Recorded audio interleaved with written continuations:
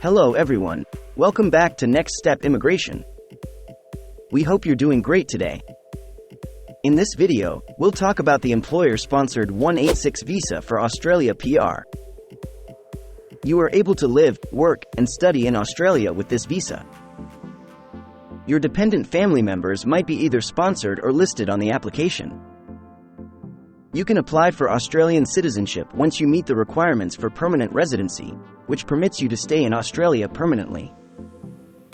Who can apply for this visa? Whether you are within or outside of Australia, you may apply for this visa. You must possess either a bridging visa A, B, or C, or a substantive visa. You will not be given a bridging visa to remain in Australia while it is processed if you are outside of Australia. Nevertheless, if you are already in Australia, you may be qualified for a bridging visa depending on the type of visa you had at the time of your application.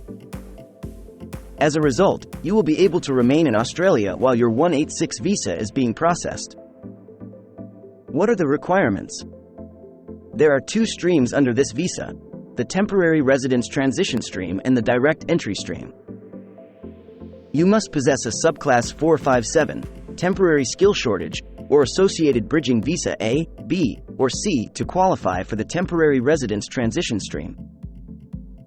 Typically, in order to qualify for a subclass 457 or TSS visa, you must have worked full-time for your company for at least 3 years. In the 6 months before applying, your nomination had to have been authorized by an Australian employer. Before applying, direct entry stream applicants must have a job listed on the MLTSSL and have a favorable skills evaluation in that job. At least 3 years must have been spent working at a skilled level. For consideration in the direct entry stream, candidates must be younger than 45. How do you apply? Before submitting a visa application, an applicant must submit an employer nomination on their behalf.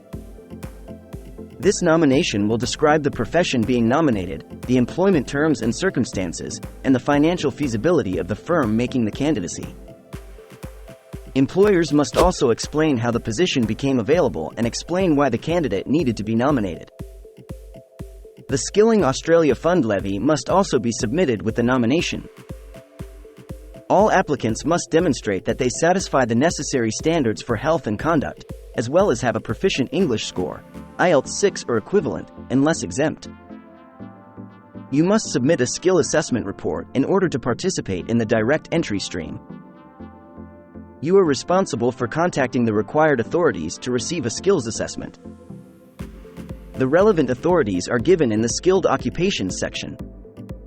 When you apply, your skills evaluation must still be valid. The assessment is valid for 3 years after the date of issue if the appropriate authority that issued it does not specify an expiration date. What is the visa cost?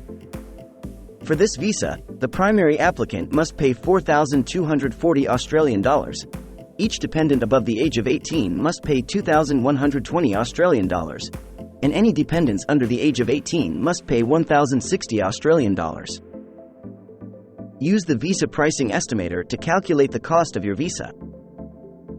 Other expenses you could incur, such as those for police certificates, health examinations, biometrics, and professional fees for hiring an immigration lawyer or agent to help you with the visa application procedure, are not taken into account by the estimator. Please note that a 186 direct entry stream visa application may only be made once the nomination of your sponsor has been accepted.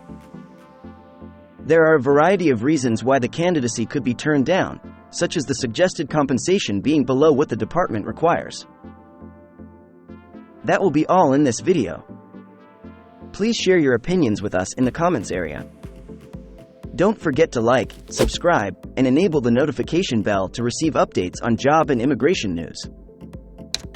Thanks for watching. Good luck.